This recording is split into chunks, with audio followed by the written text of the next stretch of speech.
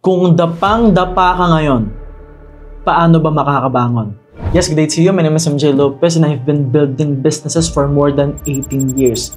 Transforming the lives of people from poor to millionaires, from millionaires to multi-millionaires, expanding their businesses, creating systems, reaching the next level success, and billionaires who wants a well-rounded way of life. And I was able to achieve all that, not because I'm smart or super great or excellent, at galing din kami sa hirap, guys. I was able to achieve my goals and dreams because I can bounce back from failures really fast. That's why I'm extremely confident that I can teach you how to bounce back from any failure in life.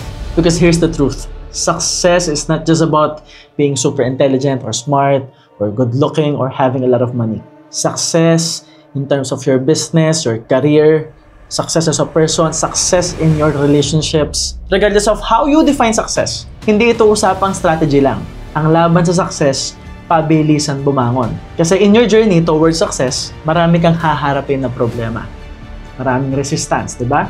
Merong external, may internal resistance, feeling mo, di mo kaya, ang dami mong doubts, ang dami mong fears, tapos meron ka pang insecurity, not to mention, meron ka pang maling mindset, belief systems, tapos minsan tatamarin ka pa. So lalo na, kapag may pinagdadaanan kang mabigat at dapang-dapa ka na, ramdam na ramdam mo lalo yung hirap.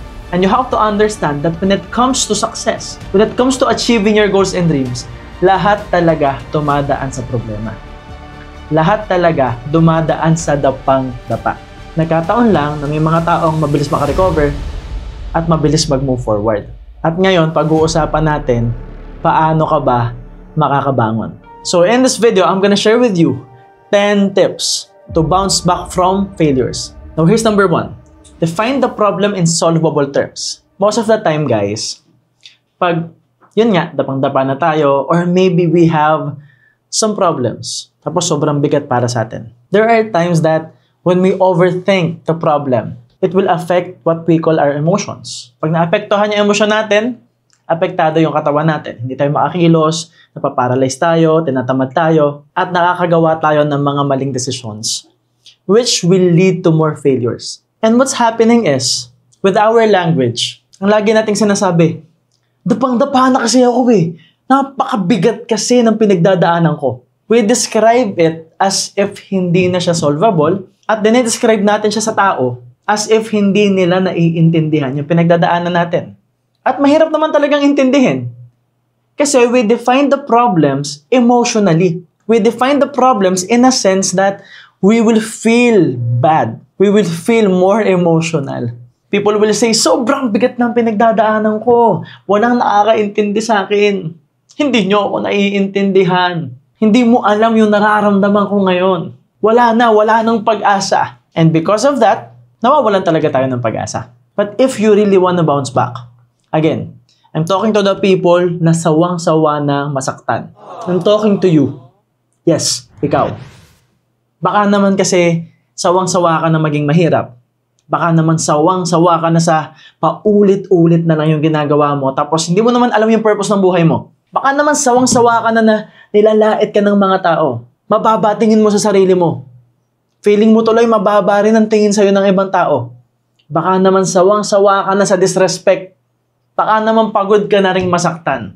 It's time to change. Kung hindi ka papagod sa hirap at mas gusto mo yan, ikaw ang bahala. Pero kung gusto mo talagang magbago buhay mo, watch the whole video. And start with step 1, which is what? Again, define the problem in solvable terms. Ibig sabihin, instead na hina-hype mo yung sarili mo sa bigat ng problema, i-define mo siya with clarity. Kung ang goals mo dapat may clarity, ganun din sa problema. You have to understand that the first step in solving the problem is recognizing that there is one. And maybe you are one. So what you wanna do is avoid telling yourself na dapang-dapa ka na at wala ng pag-asa. Isa-isahin natin yung problema. Halimbawa, lubog ka ngayon sa utang. So kumuha ka ng ballpen, kumuha ka ng papel, pwede ka rin mag-comment kung gusto mo. Ikaw ang bahala. Because I want you to feel that you are in control. So, kumuha ka ng papel, ng ballpen, or notebook para hindi mawala. Tapos ilagay mo, problems. Sa baba ng problema, ilagay mo doon utang. Tapos isa-isahin mo siya. Credit cards, magkano? Sulat mo. Kailan ang due date? Para makompute mo rin gaano kalaki yung interest rate mo pag hindi ka nagbayad. Sa bangko, may mga loans ka ba? May mga properties ka bang pwedeng maremata? Isulat mo rin yung pangalan ng mga taong pinagkakautangan mo at isulat mo exactly kung magkano yung utang mo. Because in terms of moving forward in life, completion is a must. Bago ka makamove forward sa buhay mo, uunahin mo talagang magbayad ng mga utang. So, ang gagawin mo ngayon, kung ano yung pinaka-risky sa'yo, yung tipong may mawawala sa'yo, like meron kang loan tapos may collateral, bilugan mo yon. Kasi yan ang uunahin mong bayaran. Yun namang mga tao, after watching this video, kontakin mo na isa-isa. Tawagan mo. Sabihin mo, nanood ka ng isang video at may na-realize ka. Maging open ka lang, maging honest ka lang. Because let's be real. Yung nagpautang sa'yo, tao din yan. If you will show humanity in your message, if you show humanity within the call, mararamdaman ka niyan, maiintindihan ka niyan. At kapag naramdaman ng nagpapautang sa'yo na sincere ka, at totoong gusto mong bumawi, pagbibigyan ka niyan. Ako na nagsasabi sa'yo. It's because kung ako nagpapautang, halimbawa lang, ayoko din na sobrang gipitin yung tao. Ang gusto ko rin makabangon siya. Kasi pag nakabangon siya, makakabayad siya sa akin. Pag hindi siya nakabangon, lalong hindi siya makakabayad ng utang sa akin. So, ganun din yung iparamdam mo sa kanya. Paramdam mo sa pinagkakautangan mo, make them feel that you are committed. Na starting today, you will bounce back from the failure, from the mistakes. So, pag gising mo sa umaga, meron kang music sa utak mo, para kanino ka bumabangon? Para magbayad ng utang. Because let's be real. Kailangan mo talaga magbayad ng utang. So, ngayon, may structure na siya. Malinaw na sa'yo kung ano yung uunahin mo. Solvable na siya kasi ang kailangan mo ay pera. Ngayon, set aside na natin yan kasi nasa notebook na. Very important na nagsusulat ka. It's because the moment that you write all of it, nababawasan yung iniisip mo. Pwedeng isipin mo pa rin siya lagi. Pero at least, hindi mo na siya kailangang i-overthink lagi kasi nakasulat na. May listahan ka. The moment that you write your problems, it will lose its power over you because you are now detached from the problems. Parang ganito. May kakilala ba kayong mga nanay? O baka ikaw yung nanay? Or kung sino man yung nagsusulat ng budget sa family. Diba nakasulat yung budget? Nasa notebook. Nakasulat yung expenses, yung groceries, yung bills, yung kuryente, yung tubig, and all that. Tapos, kung sino mang nagsusulat niyan, sobrang stress siya lagi. Diba? Sobrang bad trip yan lagi. Kung nanay mo to, pwedeng singiling ka niya pag swelduhan ha. Kasi nga, alam niya na may bills na babayaran. Pero kahit stress na stress sila sa laman ng notebook nila, di ba nababayaran pa rin? Di ba lagi naman nakakabayad? It's because sinulat. It's because it's written. So there's power in writing your goals. Because the moment that you write all your problems, all your utangs, eventually, mababayaran mo yan. It's very important that you acknowledge it. Now, let's move on to business. Let's identify. Saan ba problema? Is it the products, sales and marketing, finance, or people? Okay, so 4 na aspect lang yung pag-uusapan natin para mas simple.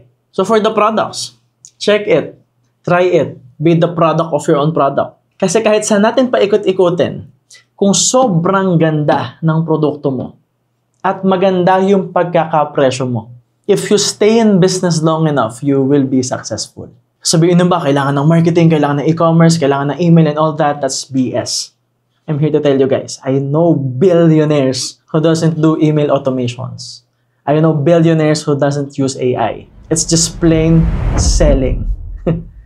It's just plain serving people. It's all about creating systems that will serve the customers and incentivize the people. Nilalagay lang yung sistema para mapadali, pero kaya mo pinapadali para mas makapag-serve ka.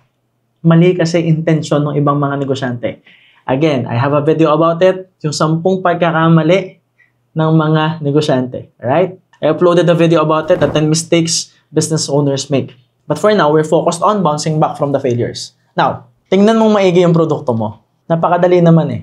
Ikaw ba, gagamitin mo ba yung produktong binibenta mo? Willing ka bang bilhin pa ulit-ulit yung produkto mo? Proud ka ba sa produkto mo? Because if you're not proud, and you are not willing to use your products, it's just plain common sense. Pangit ang products mo. Naglolokohan lang tayo. Ninoloko mo lang yung sarili mo. Gusto mo lang kumita. I'm here to tell you, if you want to be successful in business, you have to have the best products. And we all know, napakahirap i-develop ng best products. But it has to be the best for you. Yung tipong ikaw mismo ginagamit mo. Yung tipong ikaw mismo willing kang magbayad para sa produkto mo. Diyan magsisimulang lumaki yung negosyo mo. So check the sales and marketing team. Do you have a sales team? Do you have a marketing team? If you don't have a team, then you have to sell it yourself. Dapat masipag ka. At pag walang pera, isa lang ibig sabihin yan, walang benta. Ngayon, pag may benta at wala pa ring pera, ibig sabihin, hindi kayo marunong mag-handle ng pera. Baka nagagastos mo. Or kung sino mang business partner mo. At pagdating sa tao, teka lang, ang dali eh. Kung pangit ang product, sinong in charge sa products? Kung walang benta, sinong in charge? Sino ang accountable sa team mo? At kung mag-isa ka pa lang sa team mo, kailangan mo lang palakihin yung negosyo at mag-hire ng team. Kasi hindi mo kayang patakbuhin yung negosyo mo mag-isa. No man is an island. Ang daling i-identify ng problema sa negosyo. Hanapin mo lang kung nasan yung leak. Hahanapin mo lang kung nasan yung butas. And most of the time, kaya hindi lumalaki yung negosyo kasi walang pera. At kaya walang pera kasi walang benta. At the end of the day, it's all about selling. So you have to learn the skills. You have to develop amazing products and learn how to sell it. Learn how to inform and communicate everyone na, uy, bossing, may produkto ako, bumili ka. You have to learn how to communicate that. And it's free to actually advertise your products. So it's now solvable. Kasi na-identify na natin yung problema mo. Puntahan natin yung career. Pwedeng emotional ka. Banas ka na sa boss mo. Or banas ka na sa katrabaho mo. Or miss mo na yung pamilya mo. If you are an OFW and you miss your family, what's the problem? Is it the employer? Or is it money? So kung pera yung problema, you have to find a side hustle, any form of business, selling products, and earn more. Kung problema mo both, pati employer mo, you have to start building your business.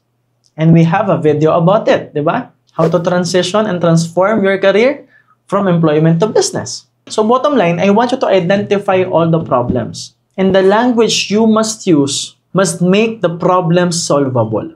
Hindi yung i-define mo yung problema na parang napakahirap, na parang walang kagaya yung problema. Guys, uulitin ko.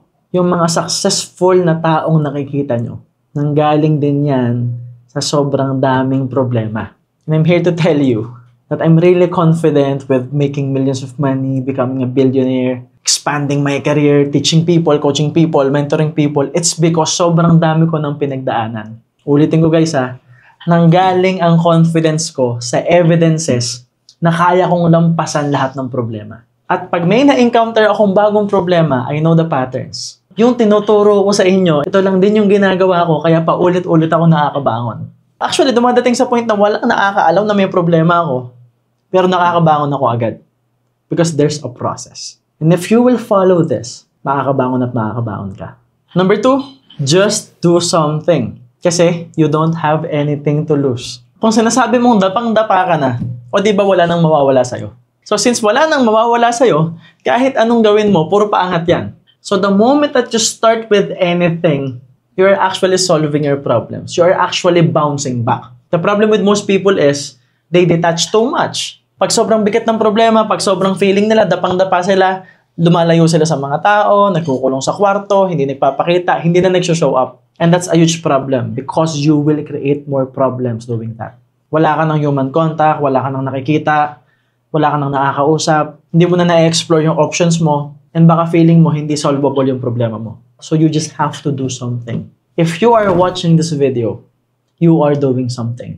If you are taking notes right now, and maybe while listening to me, kahit masakit, kahit mahirap, if you are taking notes, tapos isa-isa mo nang sinusulat yung problema mo, you are doing something. Kung after this video, tatawag ka kaagad sa mga pinagkakautangan mo, you are doing something. If you will call your loved ones, and you will be open to them, hihingi ka ng tulong, sasabihin mo, sobrang bigat na talaga, you are doing something. Mamaya, after watching this video, going to the gym, or maybe working out sa bahay lang, magpapawis ka lang, makinig ka ng podcast habang nagpapapawis, you are doing something. The moment that you started writing your goals, yung tipong, pag nalampasan ko yung mga problema ko, ito yung bibilhin ko. Pag nalampasan ko yung mga problema ko, pag nakabangon ako, ito yung gagawin ko. Ito yung gusto kong may experience with my family. The moment that you started writing goals, acknowledging what you want, you are doing something. So don't be hard on yourself. Just do something about it. Because again, we are able to define the problems in solvable terms. Na-define na natin siya. Malinaw na kung ano yung problema. Ang kailangan mo na lang gawin, actionan mo. So anything that you do will probably benefit you. Kailangan lang ng konting common sense, okay? Hindi ibig sabihin mag-iinom ka magdamag kasi that's doing something. Or gagawa ka ng masama. Okay? It's just plain common sense, guys. If you're watching this video, you probably have common sense. Meron yung kasabihan, di ba? Pagdapang-dapa ka na, sobrang bigat. Tapos, yung tinatawag nilang rock bottom. Di ba pag sinabing rock bottom, sagad na yung pagkalubog mo, inabot mo na yung bato. Eh di ba, pag nagtayo ka ng bahay, mas matibay sa ibabaw ng bato. Corny as it sounds, guys, ang nagpatibay ng pundasyon ko ngayon, sa lahat ng ginagawa ko, sa business, sa pagme-mentor, sa pagko-coach, sa pagkakreate ng content, yung lalim ng pundasyon ko. Ang pinakayabang ko lang naman kasi sa buhay ko, kahit kunin sa akin lahat, kahit mawala sa akin lahat, kahit anong mangyari, sure akong makakabangon ako. Kasi sobrang dami ko ng pinagdaanan. Kaya kayo, huwag kayong maiinggit sa ibang tao. Huwag kayong mag-focus sa journey ng iba. Kasi may mga tao talaga na nabibless agad-agad. Pero may journey silang kanila. Mag-focus ka sa journey mo. Because when you bounce back from your failures, that would be your greatest foundation. And right now, just do something. Number 3, focus on the small problems that you can solve. So ang problema, pag nakinig ka ng motivation, meron siyang gray area. Sasabihin nila with motivational music, you have to have goals bigger than your excuses. You have to have big dreams. Dreams that excites you, that motivates you. Just believe in yourself. Tama yon. May point, sinasabi ko rin yon. And for some people, it will work. But here's the problem. When you focus only on big goals and big dreams, again, ang sabi, you have to have goals bigger than your excuses. Dapat mas malaki yung goals sa excuses mo. Pero kung dapang-dapa ka na nga, yung excuses mo, hindi na excuses yun eh. Sa totoo lang, pwedeng may pinagdadaanan ka talagang mabigat ngayon. Meron kang totoong sitwasyon. At syempre, pag pinakinggan mo yon, baka mainis ka pa. And the problem that we have now is this. Again, hindi sinabing mag-focus ka sa goals na yon. Ang sabi, kailangan lang meron kang malaking goal. You have to have big goals, big dreams. But that doesn't mean you're gonna focus on it. Kasi pag ang focus mo lang, again, yung malalaking pangarap mo, yung mga malalaking goals mo, puro malalaking problema din yung makikita mo. Kasi nga, mabigat yung nararamdaman mo ngayon. What will happen is, you will say towards yourself, ito lang naman yung goal ko. Pero hindi ko nga makuha. Paano pa kaya yung malaki? Ito nga, tinatry ko lang kumita ng konti. Hindi ko pa rin makuha. Paano pa kaya yung malaki? Yari ka na ngayon. So my point is very simple. Yes, please write your goals. You have to have dreams. Dapat alam mo pa rin kung saan ka papunta pag nalusutan mo yung mga problema mo. Dapat alam mo pa rin kung saan ka papunta pag nabayaran mo na yung mga utang mo, pag nakabangon ka na. That's what we call a vision. But every day, I want you to focus on the small problems that you can solve. Kasi, pag dapang-dapa na tayo, nanliliit na tayo. At pag nanliliit na tayo, at feeling natin sobrang liit natin, feeling natin napakalaki ng problema. Tapos minsan, doon pa tayo nagfo-focus sa malaking problema na yon kasi nga, tumataas yung ego natin. We wanna feed our egos. Kasi nga, insecure na tayo. Hindi na tayo okay. So, instead of doing that, mag-focus ka sa maliit na problema na kaya mong isolve ngayon. Kasi again, na-define na natin yung problema in solvable terms. Now, it's time to solve the small problems. Because number 4 is collect evidences that you can. So, the purpose of solving your problems, especially yung maliliit, kukolektahin mo ngayon yung evidences mo. Kasi nga, di ba, ang baba na ng tingin mo sa sarili mo. Sobrang bigat na eh. Tapos baka nagpatong-patong pa yung problema. Nagpatong-patong yung masamang tingin sa'yo ng ibang tao. Kasi alam natin yan, di ba? Halimbawa, ikaw, negosyante ka. Tapos meron kang nakitang magandang opportunity, tapos na-recruit mo yung mga kakilala mo. Tapos naglagay sila ng pera doon. Scam pala. Naloko ka, damay sila, sisisihin ka nila. Ganun talaga. O kaya naman, ikaw yung breadwinner sa family. Pwedeng negosyante ka, pwedeng OFW ka, pwedeng empleyado ka. Meron ka ngayong ipon at ikaw yung inaasahan ng family mo. For how many years tumutulong ka sa kanila, di ba? For how many years binibigay mo lahat sa kanila. Pero syempre, gusto mo makaahon sa hirap. Gusto mo ng ibang opportunity. Nag-try ka ngayon, naloko ka, na-scam ka. Ang mangyayari, sisisihin ka pa ng pamilya mo. Sasabihin pa nila, ang tanga-tanga mo, you're too naive, Di ka man lang nag-isip. So feeling mo ngayon, parang binaliwala na nila lahat ng mga binigay mo before. Na ilang taon kang nagsumikap para sa kanila. So I understand. Pwedeng sobrang baba na ng tingin mo sa sarili mo. At baka patong-patong na yung problema mo, yung masamang tingin sa'yo ng ibang tao, tapos yung iba baka walang tiwala sa'yo, tapos may nanda-down pa sa'yo, tapos ang dami mo pang naririnig na issue sa social media, di ba? So the best you can do is collect evidences na kaya mong bumangon. Parang sa pag-gym lang yan. Sa una, hindi ka naniniwalang gaganda yung katawan mo. Pero pag ginawa mo na, nakaramdam ka ng konting pain, tapos after like 3 months or 6 months, nakikita mong may improvement na sa katawan mo, or maybe kahit walang visible improvements, maybe lumalakas na yung katawan mo. Maybe nararamdaman mo na parang iba na yung paghinga mo, iba na yung mood mo, mas malakas ka na. You will now collect evidences na, teka, parang kaya ko ah. Ganun din sa pagbangon. The moment that you start solving the small problems that you have, collect the evidences. And yes, you can write it. In our company, we call it wins. Every night, especially every week sa mga mastermind sessions, nagsashare kami ng mga bagay na pinagpapasalamat namin at sineshare din namin sa isa't isa yung mga panalo namin. At isa-celebrate namin yun together. And we will acknowledge all the wins. Pero ang assignment mo, magbaon ka ng panalo mo. And because of that, ang daming nangyayari. Una, nakafocus ka ngayon sa pagsosolve ng problema. Kahit maliliit na problema, counted yun. Ang goal mo ngayon, mag-ipon. Kasi little by little, mas gusto mo syempre mag-share ng positivity sa grupo, sa mastermind circle mo, sa community mo. Gusto mo mag-share ng wins. Next is, of course, gusto mo makabangon. You wanna solve the problems. Literally. And the best part is, you will be intentional. To the point na ang nasa isip mo na ngayon, mag-solve ng problema. Pag ginawa mo lang siya paulit-ulit, magiging habit mo yan. Magiging patterns mo yan. At dyan na mag-start mag-build ng momentum. And in connection with collecting evidences, number 5 is be intentional with your goals for the day. So, ibig sabihin, lalabas ka ng bahay with a clear intention. Malinaw sa'yo yung gusto mong makuha. Malinaw sa'yo yung problemang isosolve mo. Malinaw sa'yo yung gagawin mo. At kahit maliit lang yung focus mo, okay lang. Basta malinaw. Basta may clarity.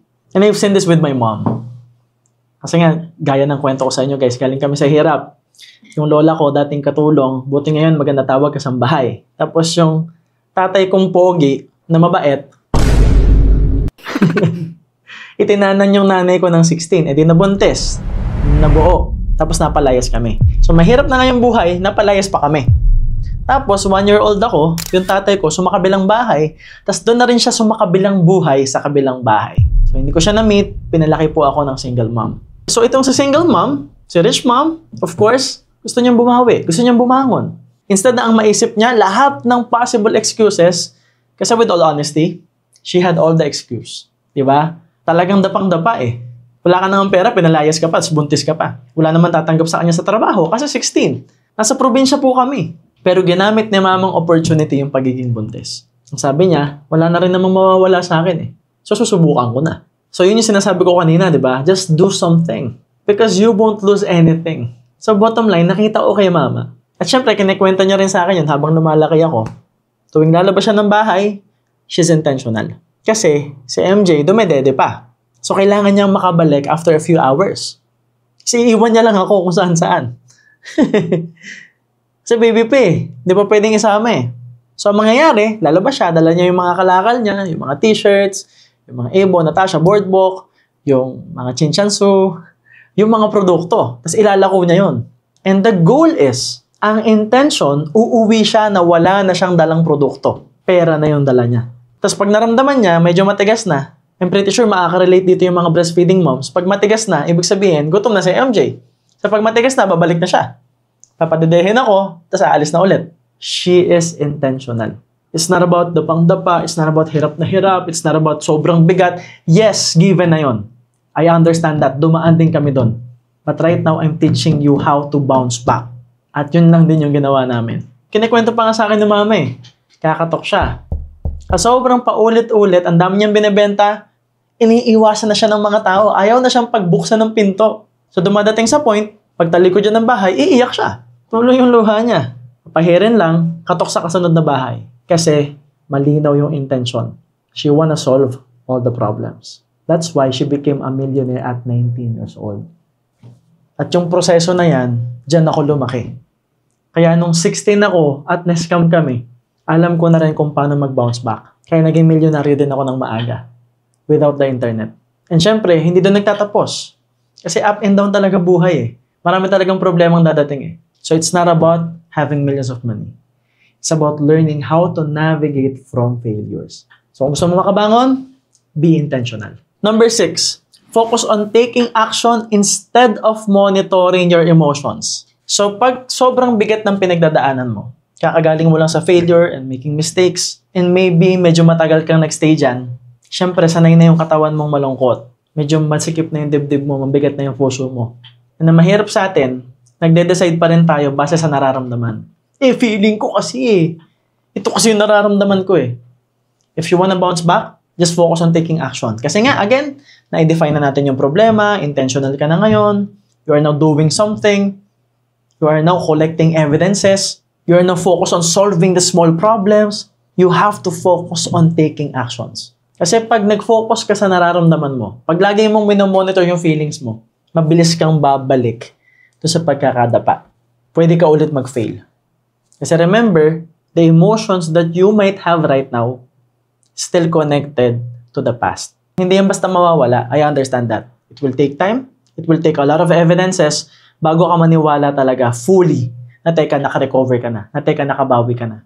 At ito pa yung problema sa maraming tao. Most of the time, even if they are solving the problems already, even if they are creating massive results already, even if they are achieving their goals, most of the time, they still can't acknowledge themselves. Yan yung nangyayari sa marami. So, nakabangon na yung sitwasyon nila, nakabangon na talaga sila, pero yung puso nila hindi pa. And minsan, yun ang humahatak sa kanila pababa. Because they fail to acknowledge the good things. They fail to collect the evidences. Most of the time, they collect emotions. Negative emotions. They focus too much on the feelings. Yes, naiintindihan ko. It's very important that you are aligned. Tinuturo ko rin yan, di ba? The mind, heart, and the body. But let's be real. If you're trying to bounce back from failures, hindi laging aligned. But you have to learn how to take action. Massive action kahit hindi ka aligned. Massive action kahit sobrang bigat ng nararamdaman mo. It's because the mind is 7% of the equation, the heart is 38%, but the body is 55%. So kahit misaligned ka, if your mind and your body is connected, kahit sobrang bigat ng puso mo, lamang pa rin yan. At pwede mong masolve yung maliliit na problema mo. At kapag nakapag-create ka na ng momentum, yung puso mo unti-unti na yung madadamay. But you don't have to wait. Okay? Hindi mo pwedeng hintayin na maging okay yung puso mo. Kailangan mong ilaban. Kailangan mong umaksyon. Literally, physically. Paano lalakas ang puso? Kailangan mong mag-jogging. Kailangan ng cardio. Kailangan mong gumalaw. So literal. Pag gumalaw ka, nag-take ka ng action, masusolve mo ng problema mo, lumakas pa yung puso mo. And there's a huge chance that as you move along, as you collect evidences, you will become more peaceful and more aligned. Because now you have the chance and you have the leverage to do something else, to do something more for yourself. Yun na yung time ng healing. Okay? Pero bago ka mag-focus sa healing ng heart mo, magbayad ka muna ng utang mo. Ayusin mo muna yung sarili mo. Kumita ka muna ng pera. Isolve mo muna yung maliliit mong problema. Kasi pag inuna mo yung heart, feelings, emotions mo, pero lubog ka sa utang, lalo ka lang lulubog sa utang habang hinihil mo yung sarili mo. Wala tayong choice. Kung gusto mong bumangon, mag-take ng action. Number 7, learn from your mistakes. Ang nangyayari sa atin, hindi tayo natututo sa pagkakamali at hindi rin tayo masyadong natututo sa mga tama nating ginagawa. Especially if we are too emotional again. I'm gonna give you an example. Pag sobrang saya mo, pag sobrang ganda na nangyayari sa buhay mo, di ba we celebrate it? Tama? We celebrate it, and most of the time, we celebrate too much. Nothing wrong with that. Except, since we are just allowing things to flow, allowing things to happen because we're really happy, we're super grateful, hindi mo na na-monitor, teka, ano bang ginawa ko, ba't ang saya ko? Kanino ba galing yung saya ko? Saan ba galing yung happiness ko? Ano ba yung patterns na ginamit ko? Paano ko nakarating dito? Sometimes, nawawala yung learning. At ang totoong learning, wala sa success, wala sa achievement. Nasa proseso. Right? If this is you right now, here's your goal. This is flat, guys. This is flat. Nasaan ang learning? Nandito. Ang tawag dito growth. Ang tawag dito progress. At pag nagkamali ka, when you make mistakes, when you fail, What's happening is, again, we are too emotional. Sobrang sakit, sobrang bigat, tapos naghahanap ka ng sisisihin. You are looking for something or someone to blame. But the problem with that is, mabigat na nga, talo ka na nga, gumastos ka na nga ng malaki, pagod, puyat, pera, wala ka pang natutunan. Kasi ang ginawa mo, naghanap ka ng sisisihin. Instead na aralin, teka, saan ba ako nagkamali? Because when you do that, matututunan mo rin yung patterns in solving one problem at a time. Magagamit mo yan, magpapile up yan into solving bigger and bigger problems. So, nangyayari, again, feeling natin, maliit tayo. Tapos, napakalaki ng problema. Malaki din yung goals natin, di ba? Malaki yung dreams natin. So, what's happening is, we get too intimidated with the dreams, with the goals, especially with the big problems. So, again, the goal is to solve smaller and smaller problems. When you do that, and you collect evidences, nagpapatong-patong yung problema na yan into one whole chunk of evidence, and that will build your character. So, pag na-build yung character mo, maliban sa, hindi ka na may intimidate sa goals and dreams mo, pag na-achieve mo yan, hindi na yan mawawala sa'yo. You will be able to sustain it kasi yung character mo, prepared na, ready ka na. And that's the idea. And the character development is learning from your mistakes. And remember, if the problems are recurring, you are not learning your lesson. Pag ang problema pa ulit-ulit lumalabas, it's because wala kang natutunan. So, ang purpose ng problema is for you to learn from it. Okay? Literal, guys. Hanggat hindi mo natututunan yung lesson mo, babalik at babalik yan. Magpapakita yan, mag-show up yung problema na yan. You have to make a better choice. So, paglabas ng problema, hindi ka natuto, you will make the same choices. So, magre-reappear ulit yung problema. Paulit-ulit yan lalabas. Pero kung matututo ka, you will learn how to make a better choice and you will make that better choice. Kasi alam mo na yung lesson mo eh. Makaka-move on ka na ngayon. Masosolve mo na ngayon yung problema mo. At yun yung evidences na i-collect mo para, again, masolve mo na yung mas malalaking problema at mabuild mo yung character mo at the same time. And as you learn from your mistakes, you can also learn from the mistakes of other people. And that's number 8. Invest in yourself. Alright? And I'm not talking about pag-i-invest ng damit or sapatos or kotse. No. I'm talking about investing in your growth. Like right now, this is free, guys. This video is for free. But you are investing your time. And minsan, kahit masakit yung sinasabi ko, sinasalo mo, you are investing your emotions here. If you are taking notes, it means that you are really invested. You can also be part of my community, Mastery University. It's also free. We conduct free webinars there. We have events like Ask MJ Lopez, where I post the layout, you ask me questions, and I upload videos about it.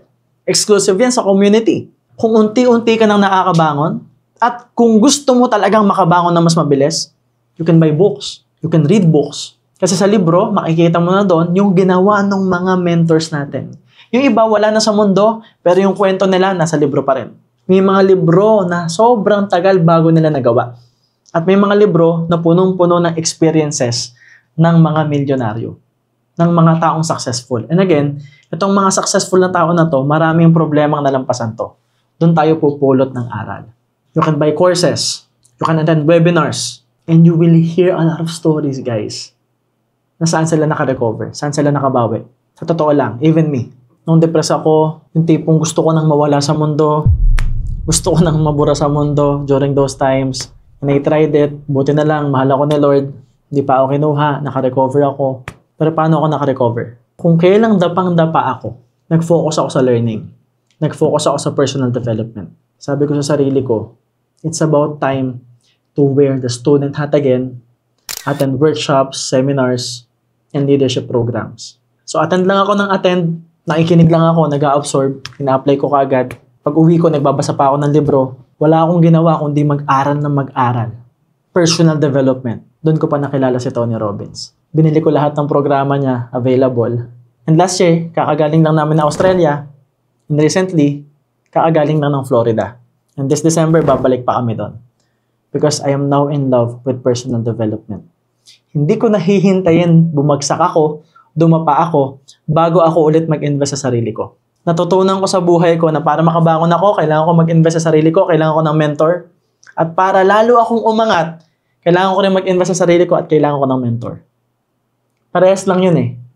Ang difference lang ngayon, hindi na ako naghihintay.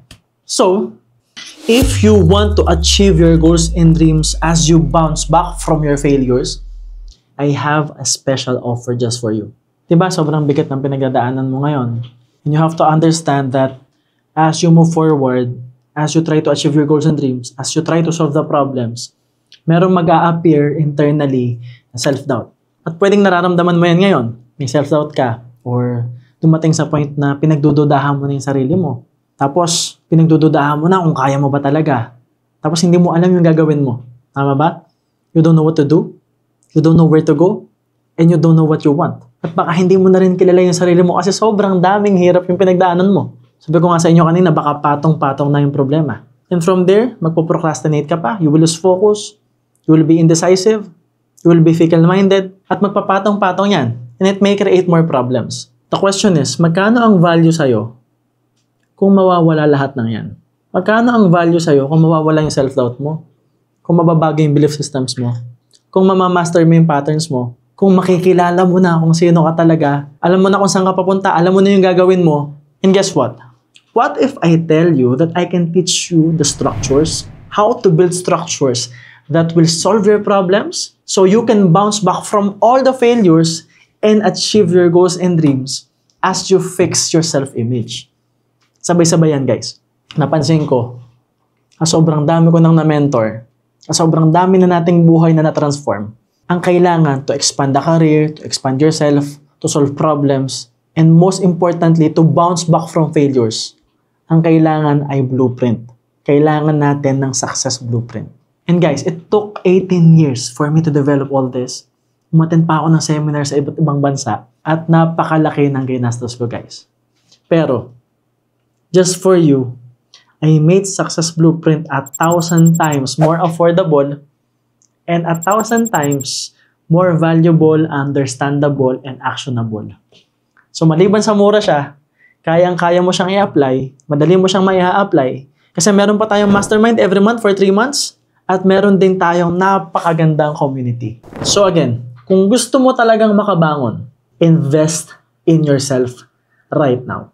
And speaking of investing in yourself, the willingness to actually invest in yourself will come from number 9. Love yourself. Think about it. Naranasan mo na bang magmahal? Yung tipong sobrang mahal na mahal mo yung tao, ibibigay mo lahat sa kanya. Willing kang ibigay lahat. Willing kang i-sacrifice lahat. Kung dapang-dapa ka ngayon, kung sobrang bigat ng pinagdadaanan mo ngayon, for sure naranasan mo na rin magmahal ng ganyan. Yung tipong ibibigay mo sa kanya lahat. Inaaral mo yung nagpapasaya sa kanya. Inaaral mo din yung mga bagay na ayaw niya. Para hindi mo magawa, para hindi niya makita. At inaaral mo yung mga bagay na nagpapasaya sa kanya. So you can give it to that person. If they have goals and dreams, you will support them. If they want to build a new career, you will support them. If they are achieving their goals and dreams, even if it's just small, maliliit na wins, you will celebrate with them. If they have problems, you will listen to them. Marunong ka makinig. Hindi ka makikipagsabayan sa kanya. Sometimes dumadating sa point na sobrang toxic na nila. Sobrang bigat kasi ng problema nila. Pero regardless of that, instead na magalit ka, imbes na sabayan mo, lalo mong mamahalin. You will have compassion towards them. You will be kind to them. Pag sinabi nilang kailangan nila ng tulong, kahit wala ka nang maibigay, gagawan mo ng paraan. Kasi gusto mong makabangon sila. So ito yung tanong. Kung kaya mong gawin yan para sa ibang tao, bakit hindi mo siya magawa para sa sarili mo? Pag may goals ka, dapat sinusulat mo agad, dapat tinatandaan mo. Yung pangarap mo, dapat alam mo yan, dapat malinaw yan sa'yo. Tapos yung mga bagay na ayaw mo, dapat hindi mo ginagawa sa sarili mo. Huwag mong ilagay yung sarili mo sa alam mong ayaw mo. Pag toxic ka na, pag sobrang bigat na, imbis na i-down mo sarili mo, imbis na ibagsak mo lalo yung sarili mo, dapat mas mahal mo yung sarili mo. That is actually the perfect time to be kind towards yourself. Pag kailangan mo ng tulong, gagawa mo ng paraan. Lalo na kung alam mong makakatulong sa'yo. Gagawa mo ng paraan, lalo na nararamdaman mo, sure ka, malinaw sa'yo na, teka, ito yung kailangan ko. At kapag unti-unti ka nang nakakabangon, you acknowledge yourself. You give yourself credit. You celebrate it. You know how to celebrate your own success and achievements. You collect all those evidences and you reward yourself even more. Mas lalo mong nire-reward yung sarili mo. Little by little, naglalaan ka na ng time, ng budget, Para ma-experience mo yung mundo, yung magagandang bagay na pwedeng i-offer sa'yo ng mundo. Maybe you wanna buy a new car or a new watch, or you wanna experience happy moments, traveling moments with your family. You wanna eat good food. You wanna experience new food. You wanna experience dining to a better restaurant. You wanna experience something new. Either way, ibibigay mo yan sa sarili mo kasi mahal mo sarili mo. Loving yourself means pag nakabangon ka, if you are able to bounce back from all the failures, you will make yourself even happier. Because I'm here to tell you, you deserve it. You deserve a better life. You deserve a better future. You deserve to be happy. Kaya nga nang lagi ko sinasabi, life is not designed for you to get what you want and need. Life is designed for you to get what you deserve. And yes, you deserve a better life. And number 10, always be grateful. Minsan, actually hindi minsan most of the time, kaya mabigat yung nararamdaman natin, baka hindi na tayo marunong magpasalamat sa mga bagay na meron tayo. Naalala mo ba yung mga time na nagpe-pray ka? Sabi mo kay Lord, Lord, bigyan mo ako ng trabaho sa abroad para makapagbigay ako ng pera sa pamilya ko. Pero ngayon nasa abroad ka na, tapos miss na miss mo na yung pamilya mo. Baka naman hindi ka na grateful sa trabaho mo. Baka naman hindi ka na grateful sa source of income mo. Nag-pray ka, Lord, bigyan mo ako ng kotse para masakay ko pamilya ko. Pero na-realize mo sooner na ang kotse magastos. Ngayon, hindi ka na grateful. Nagpe-pray ka na bigyan ka ni Lord ng komportableng buhay. So, bumili ka ngayon ng malaking bahay, mas malaki ngayon yung kuryente, mas malaki expenses, naka-aircon ka pa. Baka hindi mo na-realize na yung mga gastos na yan. Yan yung nagbibigay sa'yo ng komportableng buhay ngayon. Maybe nag-pray ka na biyayaan ka ng magandang negosyo. Tapos nung may pera ka na, inubos mo sa sugal. Tapos ngayon magagalit ka, resentful ka, hateful ka. Kahit kasalanan mo naman. Maybe we just fail to acknowledge the things that we already have. Kung magulang ka ngayon, may pamangkin ka, may anak ka, may kapatid ka, maybe may namit ka ng bata, about 4 years old. Halimbawa, yung bata ngayon sobrang cute, tapos mahal na mahal mo yung bata. Tapos sabi sa'yo ng bata, I want a gift. I want this, I want that. Maybe I want a Disney character. Sabihin na natin, ang gusto niya si Mickey Mouse. Of course, Disney characters are extremely expensive.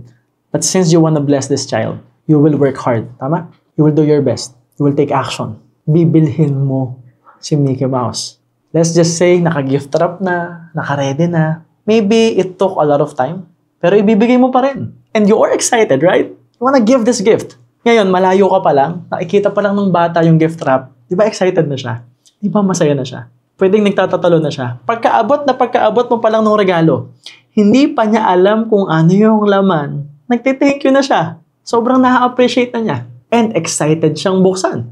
Pagbukas niya ang laman, si Mickey Mouse, nakuha niya yung gusto niya. At sasabihin niya sa'yo, thank you, I appreciate it, I love you. Ay, yakapin ka pa. Ano yung feeling? Comment nyo nga, guys. Ano yung feeling? Masaya? Masarap? Diba? Parang ang sarap bigyan ulit. Parang ang sarap niyang i-bless ulit. Kung tayo na tao, ganyan tayo mag-isip. Ganyan tayo mag-behave. Paano pa kaya yung nasa taas? Nasa isang snap lang, kaya niyang ibigay sa atin lahat. Kaya lang, baka meron na siyang binigay sa atin.